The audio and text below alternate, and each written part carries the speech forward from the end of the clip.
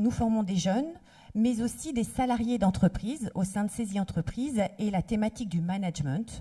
On a des modules, des sessions centrées sur le management 3.0, management collaboratif, comment, en lien avec l'évolution de la structure des entreprises, eh bien, les managers, le management de l'entreprise doit s'adapter. Donc tout cela, ce sont des thématiques que nous allons creuser avec Emmanuel Duez. Et avant de lui donner la parole, je voulais également lui dire que nous avons un autre sujet que j'ai commencé à évoquer qui nous rapproche, qui est son engagement vis-à-vis de la mixité, de l'égalité femmes-hommes dans le monde professionnel, puisqu'Emmanuel a lancé une association, Women's Up, dès 2011, sur cette thématique. Alors, on pouvait penser que finalement, c'était un sujet qui allait dans le sens de l'amélioration. Et le numérique, on l'a vu, c'est une thématique importante. Alors on parle d'évolution, de révolution du digital, peut-être que vous nous préciserez votre vision. Mais finalement, quand on regarde les chiffres, le Syntec, entre autres, a mis en place des études qui montrent que le deux tiers des emplois dans le numérique sont occupés par des hommes, un tiers seulement par les femmes. Quand on sait que finalement l'évolution, l'impact du numérique dans le monde professionnel, le poids que cela peut avoir, eh bien on peut s'interroger sur la place et la répartition dans le monde économique et professionnel de chacun et chacune.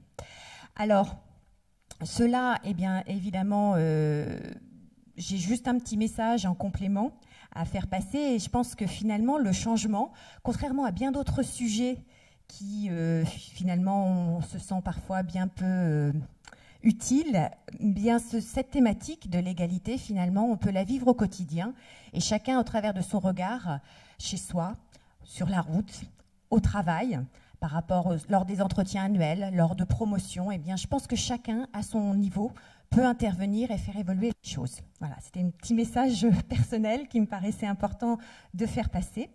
Maintenant, je vais laisser Xavier faire le lien avec la conférence et faire venir Emmanuel Duez pour cette conférence. Merci Emmanuel de nous rejoindre. Merci Christine. Alors bonjour à tous. Donc effectivement, nous comme centre de formation, on est au contact en permanence des nouvelles générations, donc Y, Z. Donc par nos candidats, puis par nos stagiaires. Nous aussi, comme centre de formation employeur aussi, et puis aussi de vous comme entreprise, on est au contact de toutes ces nouvelles générations qui nous posent beaucoup de questions dans notre travail. Alors Emmanuel, on va avoir pas mal de questions certainement après à vous poser, parce qu'on part sur 40 minutes de conférence et après 20 minutes de questions. On va se poser un certain nombre de questions, et entre autres, les premières questions, c'est les caractéristiques de la génération Y puis Z, et puis comment cette génération est vecteur de mutation aussi dans nos entreprises. Bonne conférence. Merci. Alors, en bonne Gen Y, en fait, je ne vais pas répondre aux questions, parce que vous parlez des caractéristiques de la génération Y et la génération Z, c'est prendre le risque immense de tomber dans des lieux communs et des stéréotypes que je combats à longueur de journée.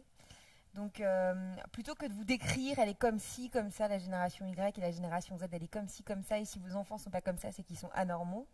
Je vais plutôt vous raconter mon aventure entrepreneuriale et pourquoi j'ai créé d'abord Women Up. Je suis très contente qu'on aborde le sujet, je n'avais pas prévu, mais du coup, je vais en parler.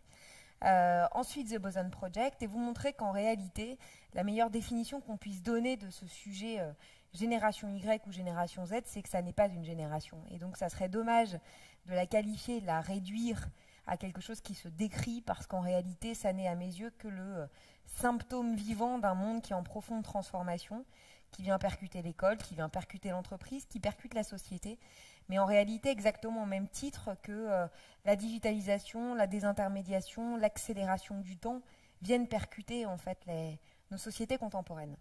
Alors déjà, je vais commencer par faire un espèce de flashback. Aujourd'hui, j'ai 31 ans. Quand j'ai créé Women Up, j'avais 23 ans. Et je vais vous expliquer pourquoi je l'ai créé, parce que je trouve qu'il y a beaucoup de femmes dans la salle et beaucoup de jeunes. Et ce sont des messages en fait qui me tiennent particulièrement à cœur. Donc j'ai fait des études longues, élitistes, etc. Je me suis retrouvée à l'ESSEC, dans la chaire diversité et leadership. Et on m'a dit, oui, tu dois faire une mission pour le groupe Deloitte sur le sujet de mixité homme-femme. Et en toute honnêteté, ça m'emballait pas spécialement parce que aînée d'une fratrie de 4, et j'ai 3 frères, n'ayant jamais été élevée d'une manière différente, ayant réussi tous les concours, en plus à chaque fois un peu sur un coup de bol, etc. J'avais pas l'impression que c'était un vrai sujet avec le sujet de la mixité. Et donc quand on m'a dit non, pour valider ton diplôme, il faut que tu ailles te palucher Deloitte en plus, qui est pas rigolo quand même comme entreprise, qui est une boîte qui a mis en place tout ce qui est possible et imaginable en termes de mesures à destination du public féminin, pour comprendre pourquoi depuis 30 ans il y a des investissements monstrueux et rien n'avance, bah, je n'étais pas méga emballée. Bon, j'y suis quand même allée, parce que j'avais pas le choix, et j'étais quand même au fond de moi persuadée de la chose suivante: nos grands-mères se sont battues pour les sujets de mixité, nos mères ont travaillé pour la première fois de manière majoritaire, et elles ont élevé des enfants, nous, qui allons évidemment jouir sans entrave, nous épanouir dans un monde du travail accueillant pour les femmes que nous sommes, et il n'y a pas de lézard. Et en fait, la première claque que j'ai prise en faisant cette mission, c'est de m'apercevoir que du haut de mes 23 ans, avec mon petit monticule de certitude, j'avais complètement tort. Parce que la mixité, c'est une mauvaise nouvelle, mais ça reste un putain de vrai sujet à l'intérieur des organisations. On n'en a pas fini du tout.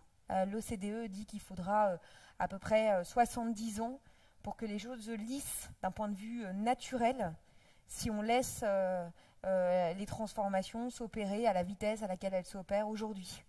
Et effectivement, j'ai eu en face de moi des femmes qui avaient 5 ans, 10 ans de plus que moi, qui avaient les mêmes ambitions, qui avaient le même parcours, et qui étaient toutes éteintes, en fait. J'ai eu l'impression de rencontrer des ampoules éteintes, les unes après les autres, parce qu'elles étaient en train de se cogner la tête à ce qu'on appelle le plafond de verre, qui existe encore, et à voir leur carrière doucement mais sûrement décrocher, alors que celle des mecs continuait à augmenter.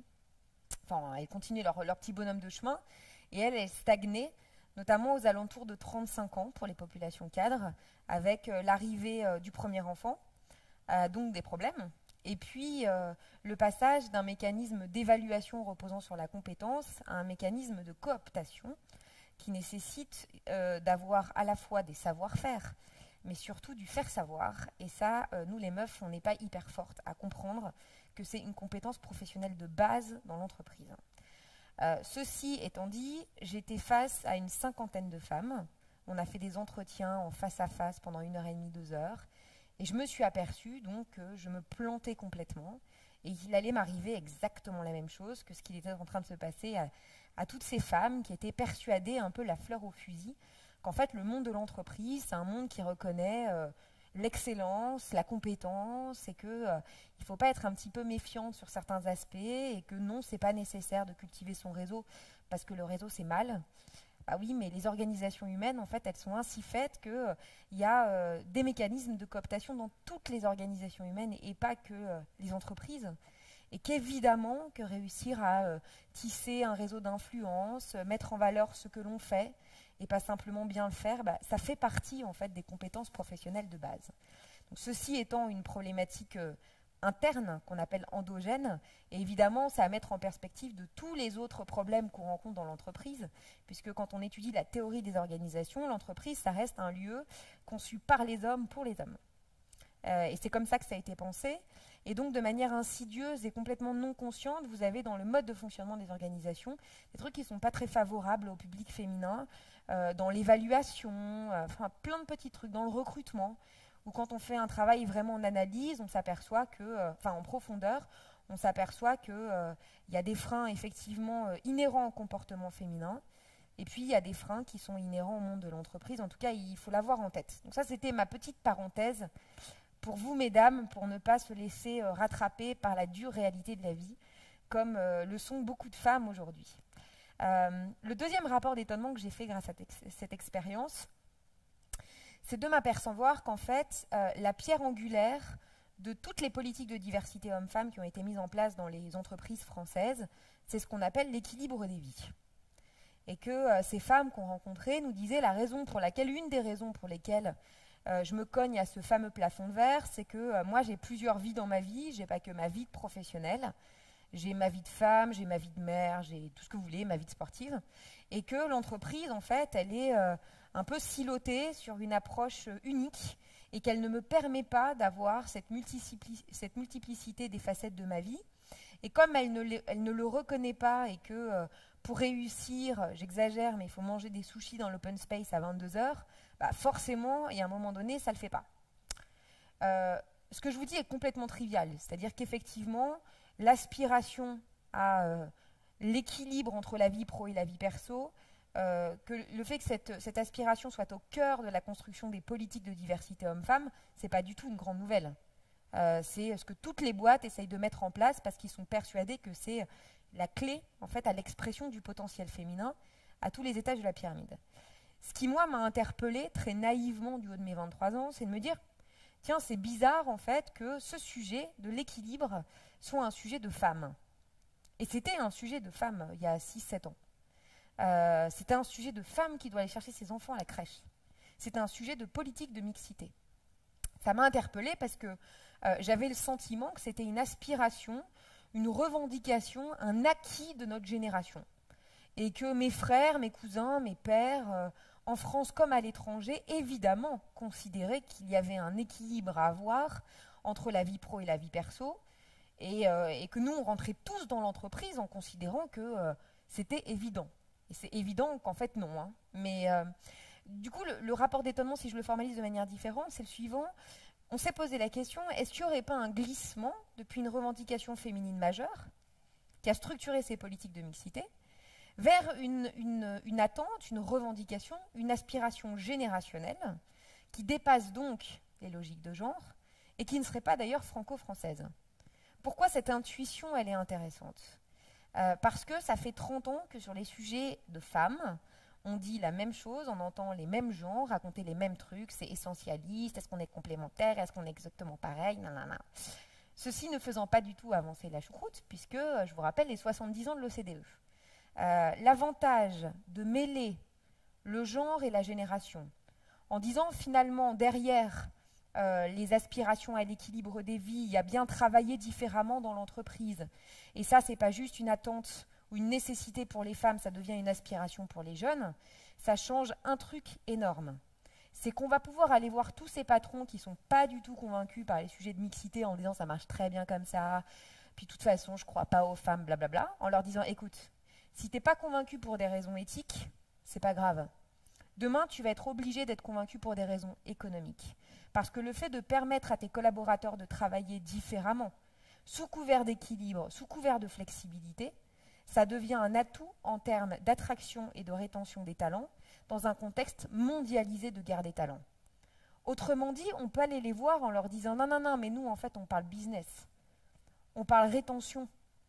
On parle impact économique, du fait de leur permettre de travailler de manière différente. » Et on ne réduit pas le sujet à un sujet de femme. On montre qu'en réalité, ce sujet a contaminé toute une génération. Rappelez-vous ce que je vous ai dit en introduction. Nos mères ont été la première génération de femmes à majoritairement travailler. Et donc forcément, elles ont élevé des enfants avec cette idée que c'est évident qu'il doit y avoir un équilibre. Et donc effectivement, on a toute une génération qui arrive dans l'entreprise en considérant que c'est évident qu'il y a un équilibre, que c'est évident qu'on peut s'épanouir dans l'entreprise et en dehors de l'entreprise, que c'est évident que l'entreprise doit être un lieu d'épanouissement des hommes avec un grand H. Alors qu'en réalité, ce n'est pas évident du tout. Mais du coup, cette espèce de naïveté générationnelle, nous on s'est dit, c'est un formidable levier pour aller convaincre tous les non-convaincus. Jusqu'à ce moment-là de l'histoire, en fait, ça n'est qu'une histoire, chouette. Sauf qu'on a commencé à aller voir des grands patrons, et les grands patrons, ils nous ont dit 3 trucs. Il y en a certains qui nous ont dit « Ouais, j'adore la génération Y, elle est trop cool, elle est cool comme moi, parce que moi aussi je suis un Y. Et quand j'étais jeune, j'ai fait mon service militaire, donc on est tous des Y. » Bon, ok. Donc en fait, toute ma théorie, elle tombe à l'eau. Si tout le monde est un Y, il n'y a plus de phénomène générationnel qui force l'entreprise à se réinventer. Il y en a d'autres qui m'ont dit « Ah ouais, la génération Y, c'est complètement nul, c'est un concept de coach en mal de business. » Ok. Et puis il y en a d'autres, les plus intéressants, qui m'ont dit « Oui, oui, la génération Y, je vois bien de quoi vous parlez, Emmanuel, c'est tous ces petits cons en fait, qu'on a embauchés et qui s'en vont avant même d'être rentables. Ce sont nos enfants qu'on a trop aimés, ces pourris gâtés. Mais on verra bien le jour où ils auront des enfants à leur tour, ils seront obligés. Mais là, non, on ne sera plus obligé de les garder. On attendra la génération Z et ça sera tant pis pour eux.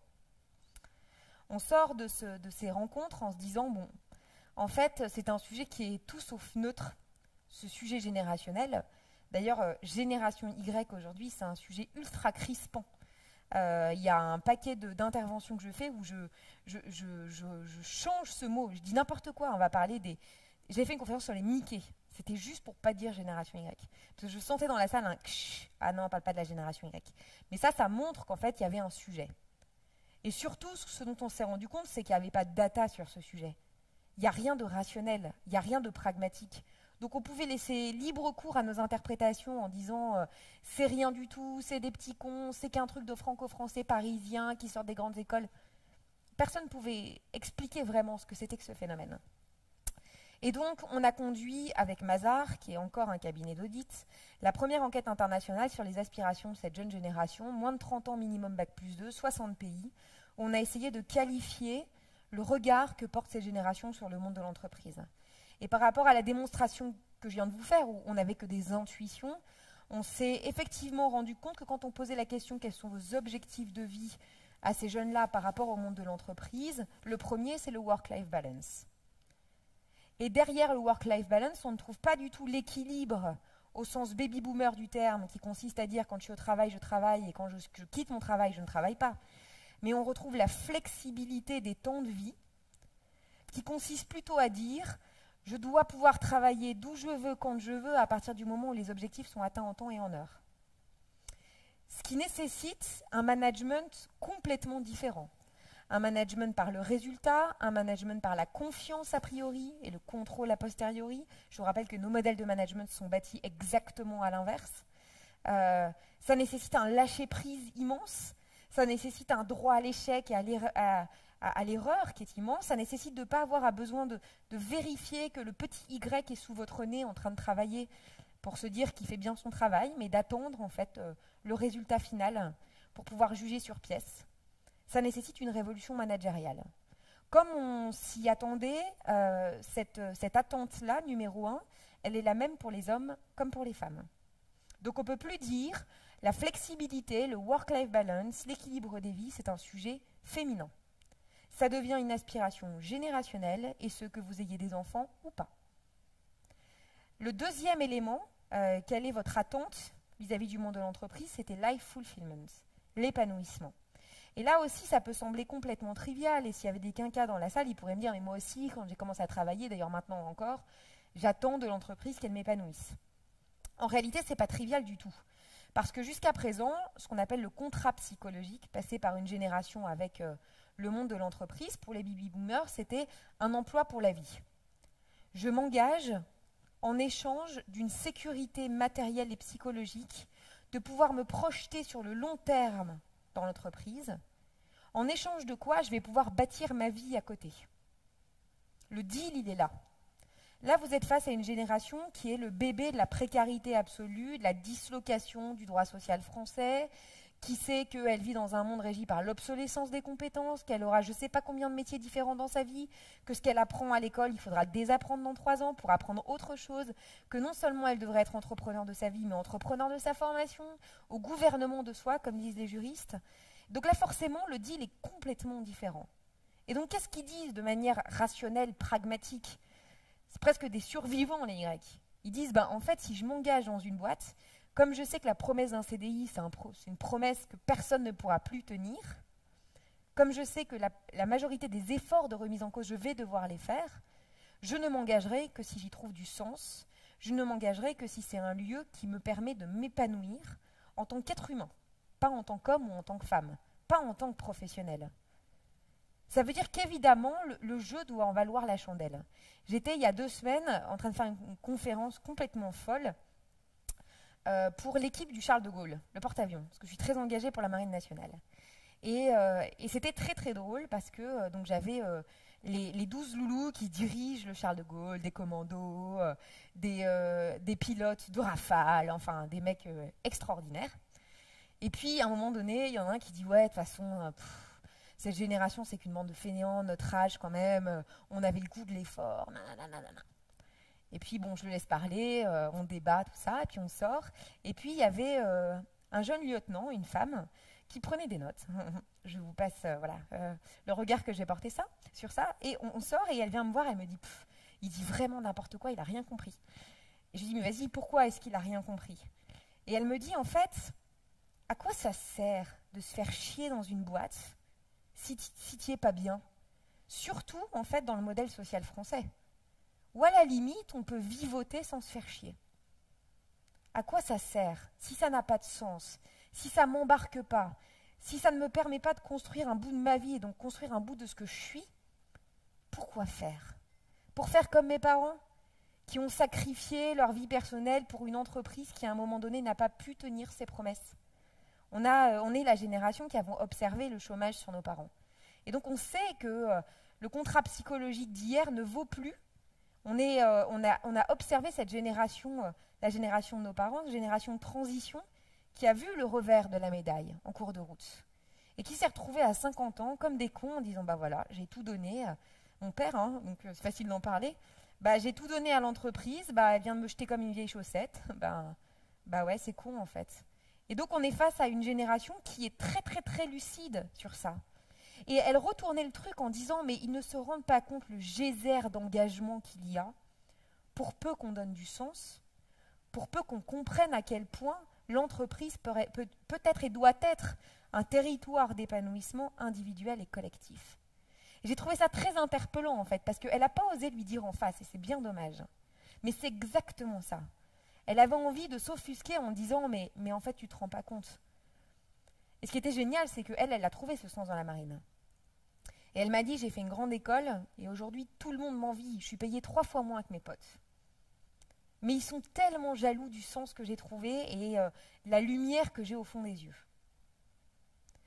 Le fait que dans cette enquête, on mette le doigt sur l'entreprise source d'épanouissement, levier d'épanouissement, ça montre un changement radical. C'est que l'entreprise, ce n'est pas seulement un moyen de construire sa vie grâce à elle, en dehors d'elle.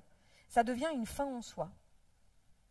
D'où, en réalité, non pas un rejet du monde de l'entreprise, mais une extraordinaire exigence à l'égard du monde de l'entreprise.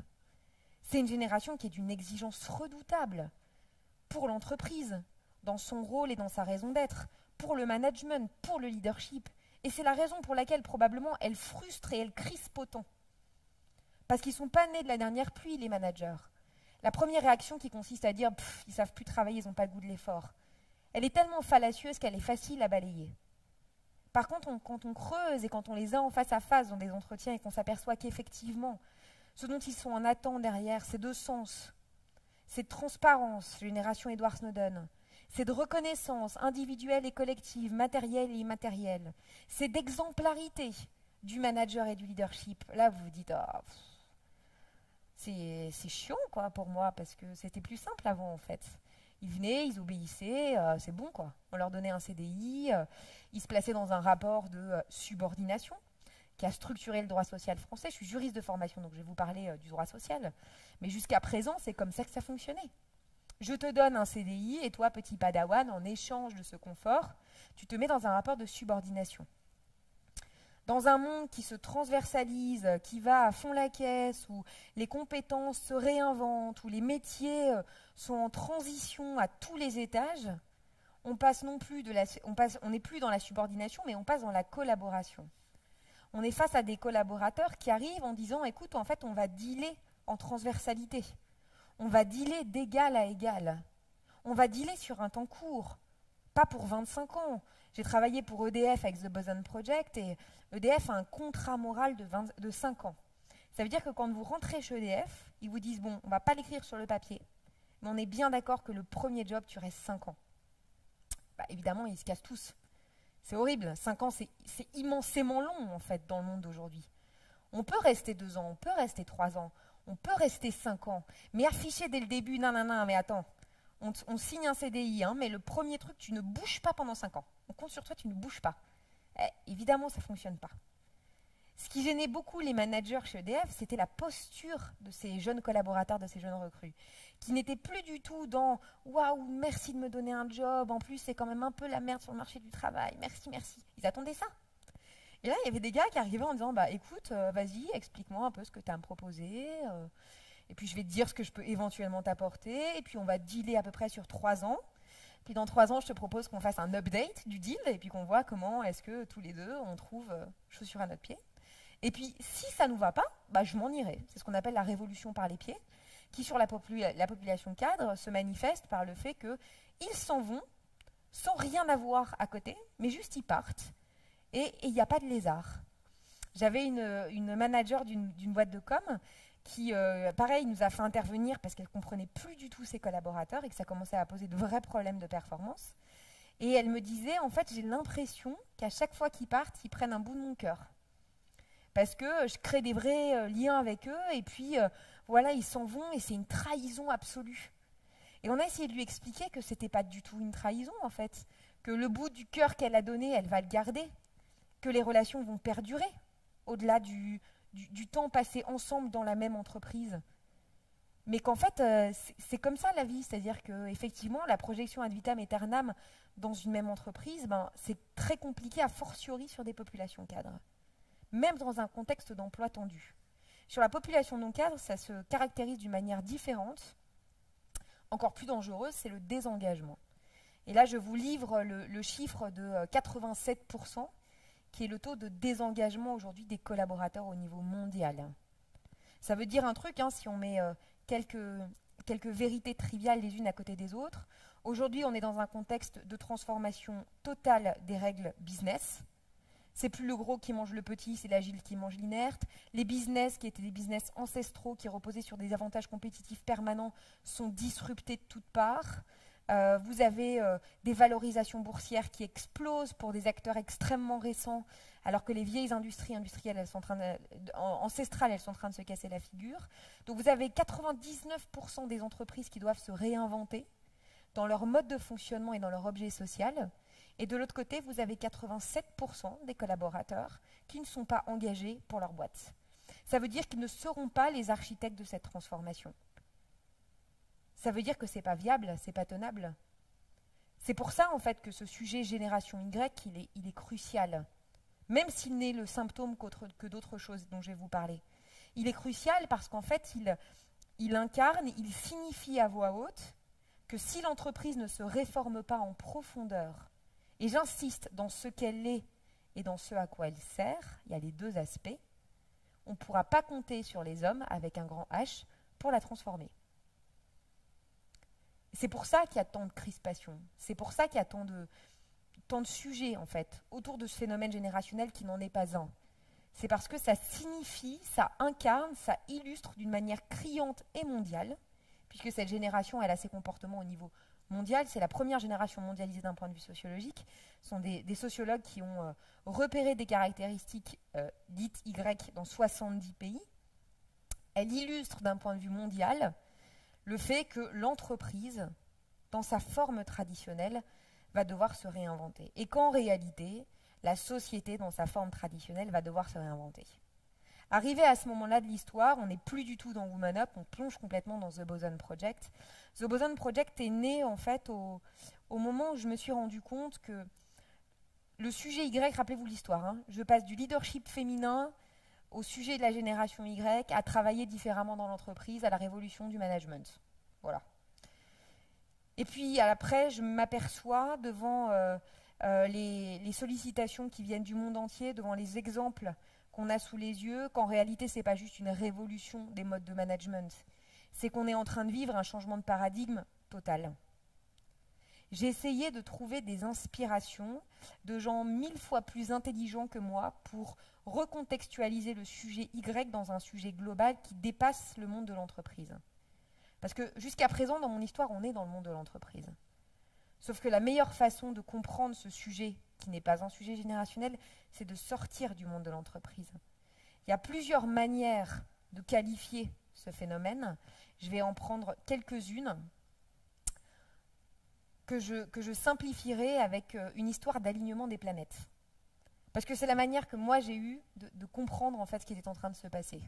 Au fur et à mesure de nos voyages, de nos expérimentations, de nos études, de nos lectures, de nos rencontres avec les plus grands scientifiques, les plus grands chercheurs, les plus grands sociologues, les plus grands anthropologues, on s'est rendu compte qu'en fait, on était en train de vivre un espèce d'alignement des planètes fabuleux, et que cette génération Y, elle était une des planètes, un symptôme et un levier de transformation.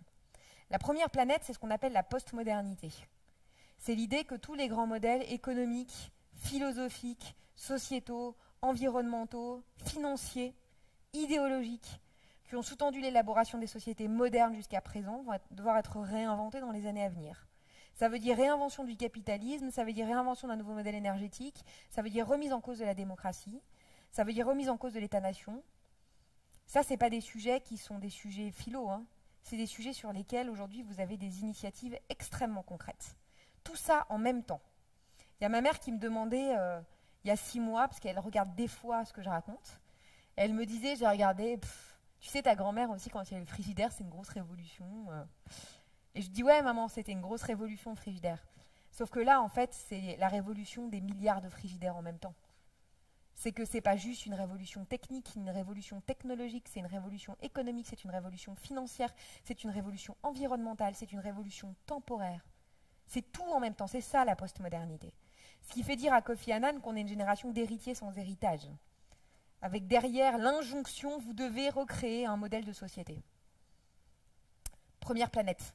Deuxième planète, c'est ce qu'on appelle le post-matérialisme, et ça c'est Daniel Cohen qui l'a développé, et avant lui Engelhardt et compagnie. C'est l'idée très simple, que je simplifie à outrance, mais qu'on vit dans des sociétés modernes qui reposent sur un idéal de croissance, qui alimente le progrès. Le progrès, ça veut dire demain, ça sera mieux qu'hier. Le progrès, c'est ce qui fait qu'on peut être serein et relax quand on a des enfants en disant de toute façon, c'est bon, la courbe, elle est ascendante. Mais on a vécu ces dernières années un séisme absolu. Il y a combien de parents qui peuvent se dire « Ok, je suis relax, demain, c'est mieux qu'hier ». C'est terminé. C'est terminé pour quelle raison? Parce que la pompe à progrès qui était la croissance, aujourd'hui, elle n'est plus alimentée.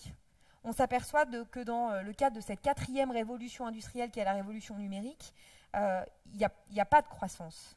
Il n'y a pas eu d'augmentation du pouvoir d'achat pour la population américaine ces 30 dernières années, pour 90% de la population américaine. Et même si vous avez des penseurs qui considèrent qu'on est dans une espèce de destruction créatrice schumpeterienne, qu'à un moment donné ça va repartir, etc., il y a beaucoup de penseurs et d'auteurs qui considèrent surtout qu'on est passé dans une nouvelle ère où il va falloir qu'on réinvente ce que ça veut dire que le progrès. Et que si ce n'est pas de la croissance économique, c'est quoi? Est-ce que c'est un retour à l'humanité? Est-ce que c'est la créativité? Qu'est-ce que c'est? En tout cas, la question se pose. Et elle est gigantesque en termes de façonnement de notre humanité. C'est ma 2e planète. La 3e planète, c'est que on est en train de vivre une révolution spatiale. Pareil, on n'a pas conscience du fait qu'on est la première génération qui vivons l'espace-temps de la planète Terre. Mais en fait, pour ma grand-mère, par exemple, je suis ch'ti, dans le Nord, il y a beaucoup de gens qui n'ont jamais pris l'avion. Ma grand-mère, elle n'a jamais pris l'avion. Et donc, si je lui dis que ce soir, je suis à Madrid et qu'après-demain, je suis à Hong Kong, elle ne comprend pas. Et si elle va voir sur World of Warcraft des jeunes qui jouent en réseau sur plusieurs fuseaux horaires, qui ne parlent pas l'anglais et qui pourtant communiquent, elle ne va pas comprendre. Cette révolution spatiale, elle est aussi très importante à avoir en tête. On a un rapport à l'espace-temps qui est différent. À l'espace et au temps, en révolution temporelle, c'est ma 4e planète. On vit une accélération qui est absolument formidable et qui n'est pas seulement le fruit du numérique. On ne peut pas réduire tout ce qu'on vit à cette révolution industrielle qui est digitale. C'est beaucoup trop restrictif parce qu'elle est démographique, cette révolution. Elle est sociologique. Les générations, c'est 25 ans. Ma génération, c'est 15 ans. La génération Z, c'est 10 ans. Les générations à venir, elles dureront 2-3 ans. Ça explose le concept de génération. Accélération de la connaissance. Tous les 2 jours, on produit plus de data que l'humanité en a produit en 2 millions d'années. Et évidemment, l'accélération technologique, mais c'est presque la partie facile, en fait, de la démonstration. Accélération business. La valorisation boursière de Hyatt plus Airbnb, elle est de Marriott plus Hyatt est aujourd'hui inférieure à celle d'Airbnb, qui ne possède pas une seule chambre. Donc on est vraiment sur une accélération tout azimut. Et tout ça mis ensemble provoque ce que Michel Serres appelle une révolution anthropologique majeure, la 3e. L'anthropologie étant la science des hommes et des sociétés. Lui, il dit finalement, la seule bonne façon de qualifier ce que l'on est en train de vivre, et dont cette génération est issue, c'est que c'est une mutation de ce que nous sommes en tant que Homo sapiens sapiens. Et il explique dans ses ouvrages et dans ses conférences qu'en fait, on peut prendre le sujet sous plein de lorgnettes différentes. On arrive toujours par converger sur le fait que ceux qui mutent, c'est nous. Et il parle d'homo numericus, ce qui est à mon avis pas un très bon vocable, parce que ça réduit cette transformation à l'angle numérique, alors que précisément ma démonstration essaie de vous montrer que c'est beaucoup plus global et total que ça. Il dit voilà, aujourd'hui, on assiste à l'émergence d'homo sapiens sapiens augmentés, qui demain vont avoir la capacité d'augmenter leur cerveau, qui ont la capacité d'augmenter d'ores et déjà leur propre corps, qui ont un rapport à l'espérance de vie qui est radicalement différent, qui ont un rapport au langage, à l'espace-temps qui est complètement différent. Et ça façonne en fait des générations d'humains qui sont différents. Et je pense que c'est la définition la plus juste en fait de ce que c'est que cette génération Y, ou plutôt de ce que ça n'est pas. Ça n'est pas une histoire générationnelle. Au sens où les Gen Z, après, ils vont être encore différents, etc. Je pense qu'on a un espèce de shift à un moment donné, on tourne une page absolument essentielle et on voit cohabiter dans l'entreprise des gens qui sont en transition entre le monde d'hier et le monde de demain et des gens qui en sont issus. Et forcément, quand ils rentrent dans le monde de l'entreprise, qui est le premier lieu où des gens adultes font société, se cognent la tête à des modèles de management, des modèles organisationnels, des modèles de leadership qu'ils ne comprennent pas. Ça, c'est beaucoup plus complexe comme démonstration, comme définition de ce qu'est et de ce que n'est pas cette génération que de dire ils sont comme ci, comme ça, et si on les manœuvre comme ça, ils vont réagir comme ça. Non. En fait, ils sont juste les signaux vivants du fait qu'il se passe des trucs de dingue et que c'est d'abord dans l'entreprise qu'on le vit. Mais en réalité, dans les années à venir, c'est bien l'école qui va être percutée de plein fouet, c'est le modèle social français qui va être percuté de plein fouet, c'est la notion d'État-nation qui va être percutée de plein fouet, et c'est tous ces objets organisationnels hérités du monde d'hier qu'il va s'agir de réinventer. Et cette génération, dans ses comportements, dans le regard qu'elle porte sur le monde, en fait, elle cristallise ça. Mais en réalité, on est tous Y, parce qu'on est tous spectateurs de ce qui est en train de se passer. Je pense que ce que je vous explique avec des auteurs, des théories, etc., c'est simplement poser des mots sur ce que vous devez tous ressentir d'une manière ou d'une autre. Cette génération, c'est ça. Ça n'est pas une génération, c'est un des symptômes de cette transformation sociétale globale.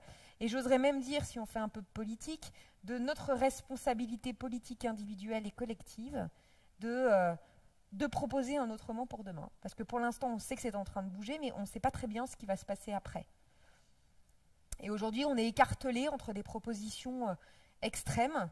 Vous avez d'un côté ce qu'on appelle l'idéologie libertarienne, transhumaniste, avec ces nouveaux maîtres du monde issus du monde numérique qui, eux, ont une réponse à la question « et qu'est-ce qu'on fait après ?»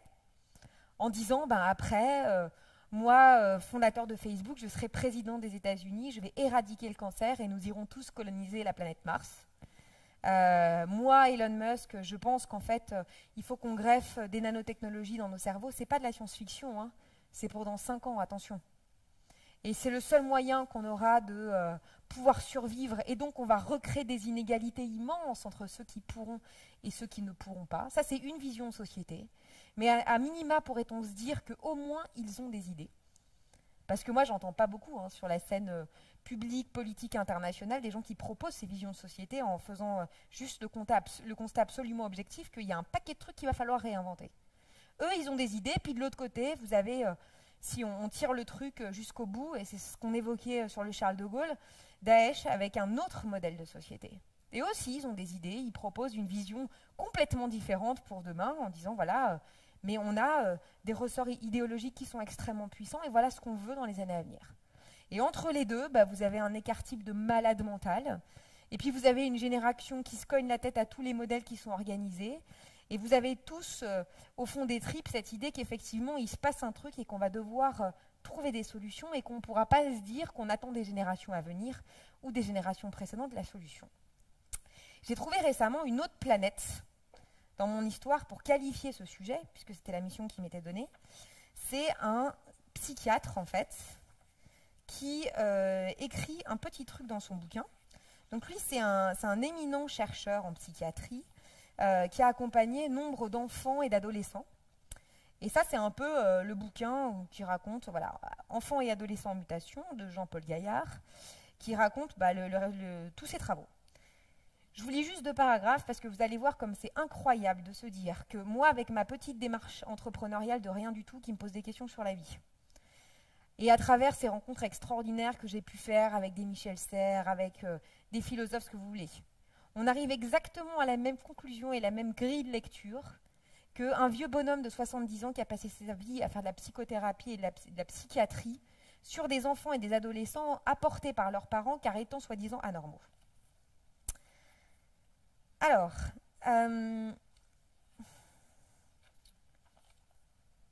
nous manquons aujourd'hui cruellement d'un regard qui nous permette de nous arracher à la fascination de la ruine de ce monde qui est le nôtre et au refus des changements que nous savons cependant inévitables. Nous manquons d'un regard qui nous permette d'accompagner ces hommes nouveaux que sont nos enfants mutants vers le monde émergent. Nous témoignons en outre d'une inquiétante amnésie qui nous empêche de retenir la leçon de l'histoire. Jusqu'ici, chacune des grandes mutations de notre société occidentale s'est conjuguée avec un bain de sang cogénéré, semble-t-il, par la peur d'un changement à juste titre ressenti, comme une violence radicale faite à l'identité psychosociétale de l'homme disparaissant. Par sa peur de ces inconnus sous son propre toit, dans ses propres rues, que sont aujourd'hui pour nous nos enfants mutants. Nous n'avons pas les compétences qui permettront d'en finir avec ce monde en voie d'extinction. Aussi pourrissant soit-il, bon, il est un peu déprimé, hein, mais il est le monde qui nous a façonnés et au sein duquel notre vie s'est faite. La seule chose que nous pouvons, que nous devons avoir le courage de faire, est de nous donner les moyens d'accueillir nos enfants mutants dans leurs différences radicales. Façonner monde nouveau, ils sauront, à condition que nous ne les détruisions pas, construire un monde nouveau sur les ruines d'une autre. Et ensuite, pour aller un petit peu plus dans les détails, c'est pour vous montrer qu'on est là, c'est pour vous rassurer, on est toujours le vieux de quelqu'un. Il dit « Celles et ceux que je nomme semi-mutants peuvent être âgés de 25 à 30 ans. L'influence exercée sur eux par la mutation sociétale est souvent très perceptible. Ils montrent quelques-unes des caractéristiques que je m'attacherai à décrire, blablabla. Mais la forme de leur intelligence, les logiques qu'ils mettent en œuvre sont caractéristiques de celles inaugurées lors de la mutation des Lumières. Donc moi, je suis une vieille ringarde du monde d'hier. Par contre, celles et ceux que je nomme mutants peuvent être âgés de 1 mois à 20 ans. La nouvelle normalité qu'ils incarnent montre des différences radicales dans le façonnement du psychisme par rapport à celui des générations précédentes, de sorte que les univers de signification qu'ils construisent nous sont étrangers. Cette différence n'a rien de commun avec celle à laquelle nous étions habitués, qui provoquait, entre parents et adolescents, l'éventail des conflits conventionnellement appelés « crise de l'adolescence » et qui se résorbaient dès lors que l'adolescent en question devenait un adulte. Les mutants ne montrent rien d'un tel retour. Ils sont porteurs de valeurs sociétales et culturelles radicalement différentes de celles du monde du XXe siècle, que j'appellerai ici le monde finissant. Leur différence est irréductible et ne relève en rien d'une quelconque pathologie, pas plus que d'une crise d'adolescence. Elle est la normalité émergente. Et je trouve ça fascinant en fait, de se dire qu'à côté de toutes les ruptures que je vous ai précitées, une rupture postmoderne, une rupture post-matérialiste, une rupture spatiale, une rupture temporelle, une rupture anthropologique, évidemment provoquée par la rupture technologique, on a là une espèce de rupture psychiatrique avec un observateur de notre temps qui pose exactement le même constat sur ce que c'est en réalité que cette génération. Alors, mon temps est compté. D'ailleurs, il est terminé. La démonstration, alors je sais que ce que je vous ai raconté, c'est pas ultra méga actionnable quand vous allez rentrer dans vos entreprises en disant, bon, maintenant, qu'est-ce qu'on met en place ? Parce que c'était pas du tout mon objectif, en fait. Mon objectif, c'était davantage de vous faire vous poser des questions que d'apporter des réponses. Malheureusement, ce sont des questions auxquelles je n'ai pas de réponse, parce que ça serait beaucoup trop simple. Mais je crois que la clé, c'est l'extraordinaire bienveillance qu'on doit avoir par rapport à ces phénomènes sociétaux globaux qui s'incarnent dans cette jeune génération. Et d'ailleurs, nous, dans le métier, consiste à faire des entretiens sociaux et anthropos dans les entreprises auprès des collaborateurs pour essayer de mettre en lumière ces enjeux et de façonner de nouvelles entreprises, de nouvelles organisations. On s'aperçoit que la plupart du temps, les gens qu'on interroge ne sont pas conscients de tout ce que je viens de vous dire. Ils sentent un espèce d'énorme malaise vis-à-vis du management, vis-à-vis de l'entreprise, et ils sont malheureux de ne pas pouvoir le formaliser. Et c'est la raison pour laquelle j'ai essayé avec beaucoup d'humilité de vous partager le fruit de notre travail et le fruit de nos recherches, en vous montrant à quel point le sujet est beaucoup plus complexe qu'une génération qu'on pourrait décortiquer, qu'on pourrait décrypter. Et pour qu'à votre retour, en rentrant dans vos entreprises ou face à vos élèves, vous ayez cette même ouverture sur le sujet qu'ils incarnent bien malgré eux et que d'une certaine manière, vous incarnez également. La dernière phrase avec laquelle je vous laisse avant éventuellement des questions si vous en avez, c'est celle de Saint-Exupéry que je dis souvent, mais je trouve que c'est la plus jolie phrase de synthèse sur ce sujet. Il dit « L'avenir, tu n'as pas à le prévoir, tu as à le permettre ». Et je pense que c'est vraiment notre responsabilité aujourd'hui, en tant que chef d'entreprise, en tant que manager, en tant que consommateur et en tant que citoyen. Merci de votre attention.